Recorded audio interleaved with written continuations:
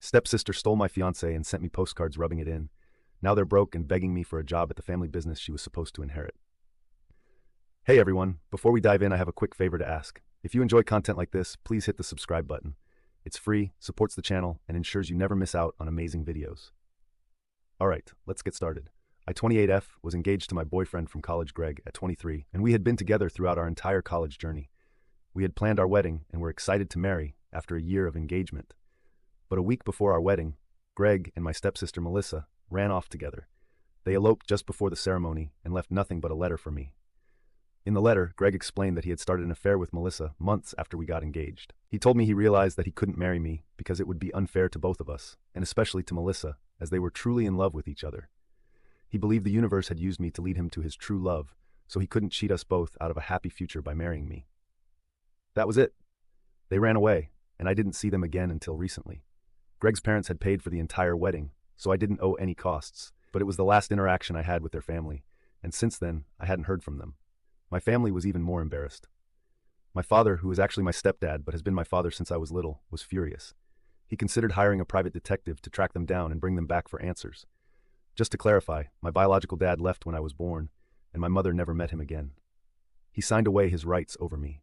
My dad married my mother when I was 8, and I've always considered him my only father. I never knew my biological dad. Melissa and I used to attend the same school, and that's how our parents met. She was a bully, and throughout school, she made my life miserable. It didn't stop even when we were at home. She and her friends would constantly pick on me, and I complained to my parents multiple times, but it didn't help. Melissa wasn't afraid of punishment, so she continued to make my life a nightmare throughout my school years. By high school, she had already started smoking and hanging out with a bad crowd, sneaking out of the house to drink with her friends. It wasn't until she was arrested for breaking into someone's house with her friends that my parents decided to send her away to a rehabilitation center for troubled teens. She protested, but my father was firm, telling her that if she wanted to live with us and be a part of the family, she had to get better. After a few weeks of begging, Melissa reluctantly agreed. She left in our sophomore year and didn't come back until after we had graduated. I didn't care how she was doing. I was just glad to be rid of her bullying. My parents visited her every weekend, but I didn't want to go. Her friends started ignoring me, and things improved in high school because I didn't have to deal with her constant harassment.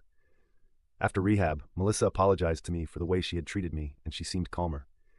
I decided to forgive her, and we gradually built a better relationship.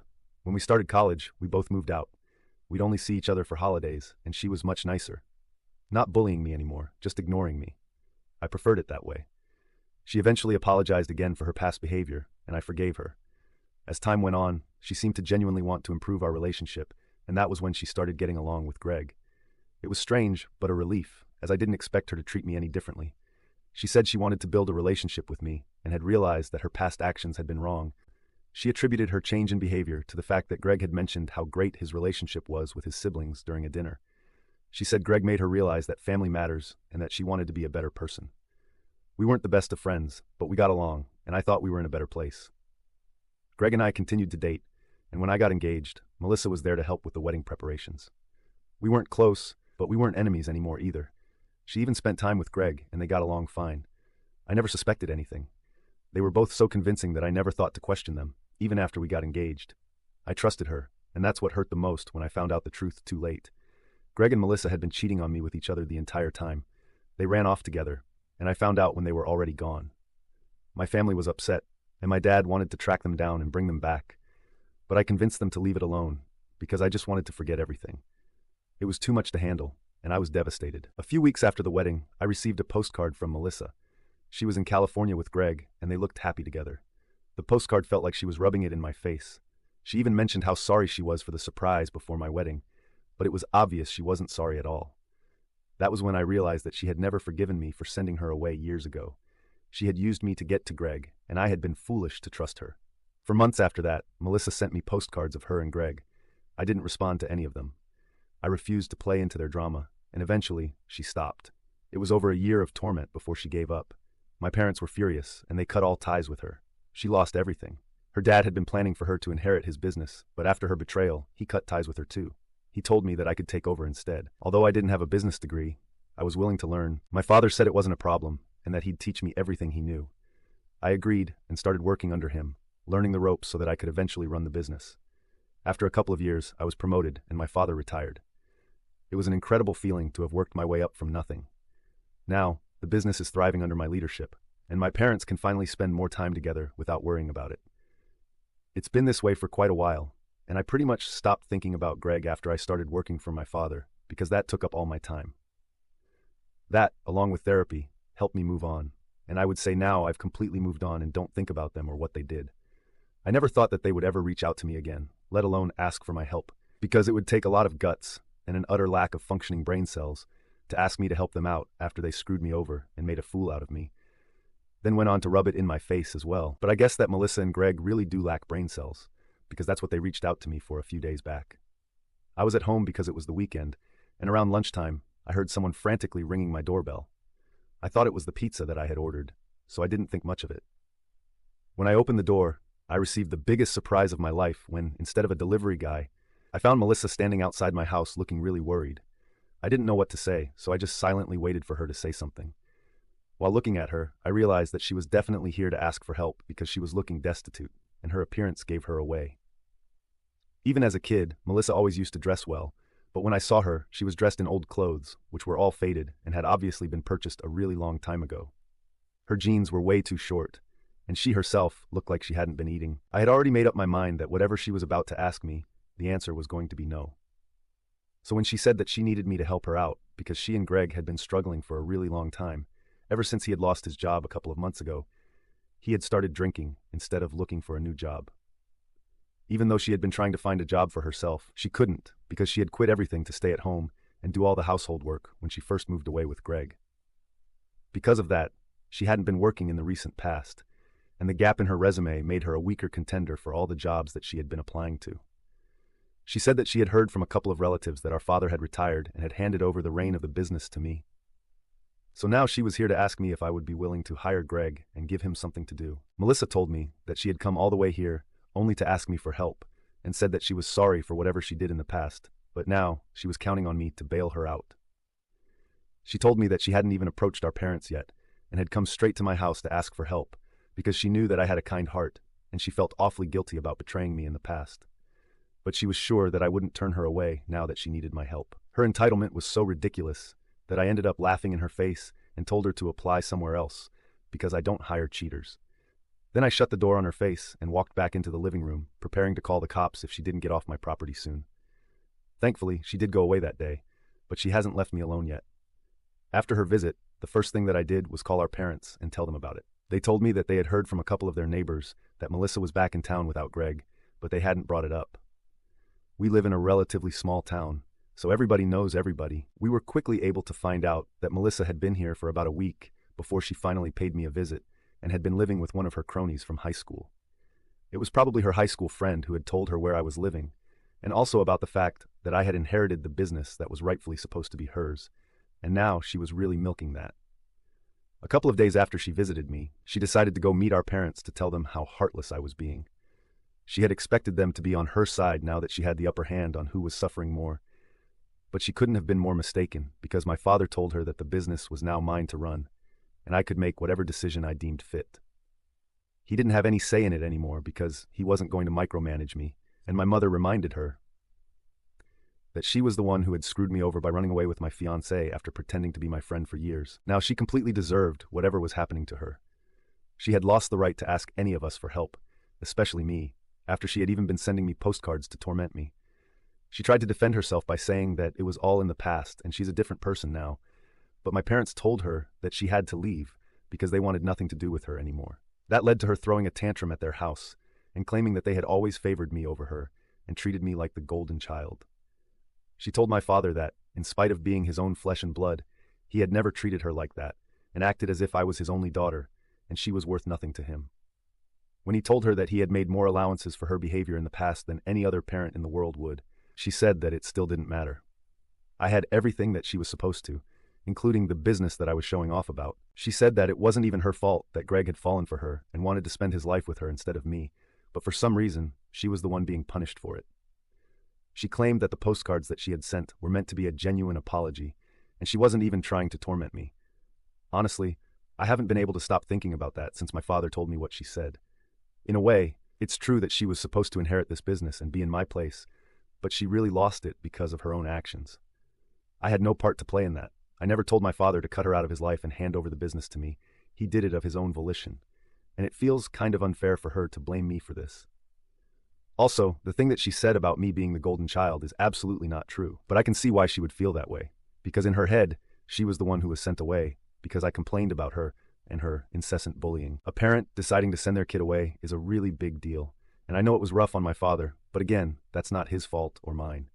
If he hadn't taken the necessary steps to prevent it, Melissa might have turned out to be a criminal or something, because that's the way she was going.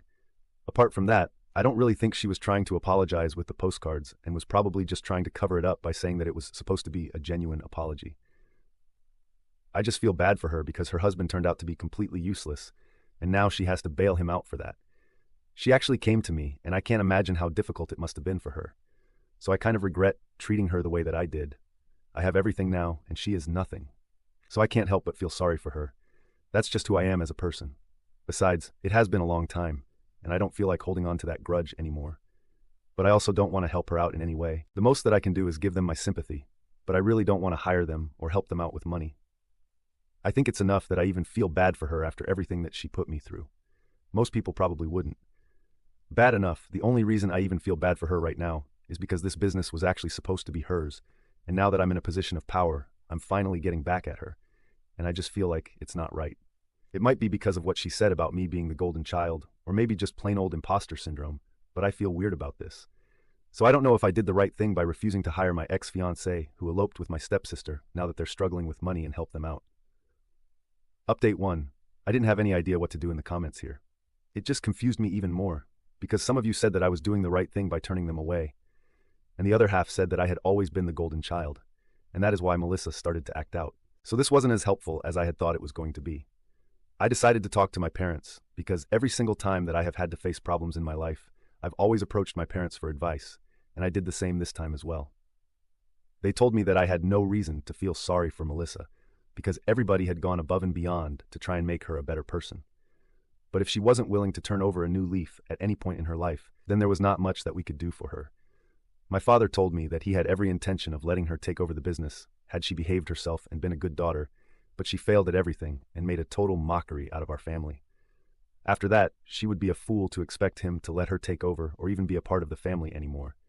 And that made me feel considerably better because talking to my parents always does. So, I'll try not to let myself feel guilty about things that I don't do anymore. Update 2. About 1 week has passed since Melissa showed up at my door and since her visit to my parents. We haven't heard from her. I almost thought that she had gone back to California with Greg until today when she showed up at my workplace to make a scene. It was horrible because she just walked into the place.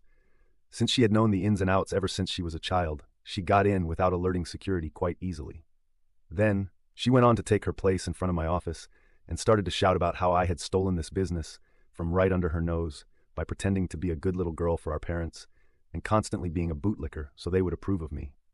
Apparently, I was responsible for vilifying her by falsely accusing her of bullying me throughout our childhood and even talking my father into sending her to rehab, just so I could cement my position as the golden child of the family. She went on to announce that this business was supposed to be hers, but now I was refusing to even let her be a part of it because I was jealous that Greg had chosen her over me. Unlike our parents, who had always favored me, and since I wasn't used to being looked over, I lost my mind and turned our parents against her. When I heard the yelling, I decided to go out and check it out for myself after calling security. I tried to tell her to shut up, but she went on for a good few minutes until she was finally thrown out of the building. I decided to call my dad before calling the cops to get his opinion, and he was furious, so he told me to go right ahead and call the police. Thankfully, when the cops showed up, she was still lurking nearby, probably waiting for me to leave the building so she could yell at me or maybe do something worse, like physically attack me.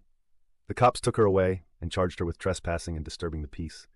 But they're minor charges, and she can probably get off with either just a fine or maybe community service. Worst case scenario, but it's certainly going on record, and that's never good.